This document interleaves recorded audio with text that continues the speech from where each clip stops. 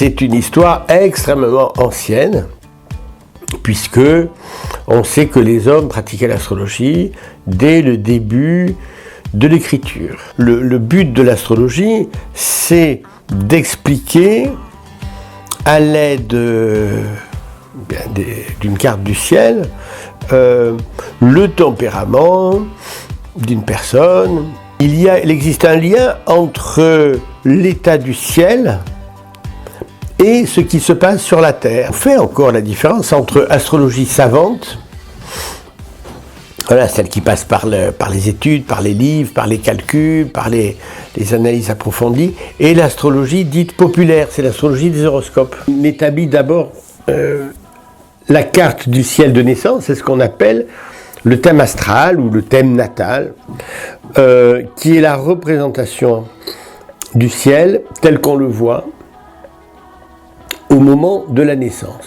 Enfin, la répartition, voilà, de ces astres dans les différents signes du zodiaque et dans ce qu'on appelle aussi les maisons astrologiques, qui correspondent à ces triangles que vous voyez là, on voit ces flèches, eh bien, donne lieu à une interprétation. Les facteurs astrologiques sont les signes, les astres et les maisons.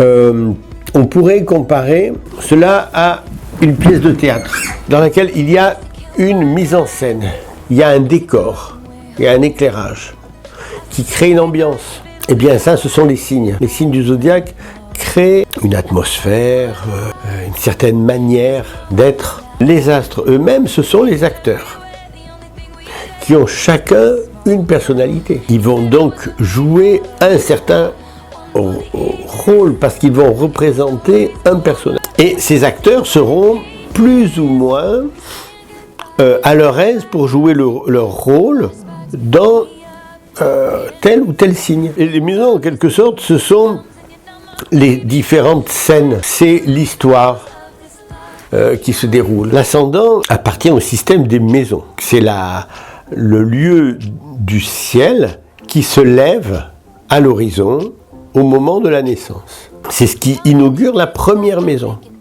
La première maison, c'est celle qui est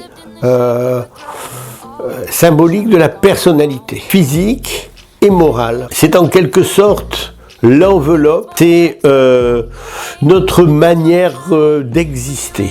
Le soleil, c'est le moi profond, l'identité profonde. C'est l'idéal vers lequel je tends. C'est ce qui m'anime. Le soleil, ce serait l'ampoule qui donne la lumière. Et l'ascendant, ce serait l'abat-jour. Et la lune, c'est le symbole de l'âme.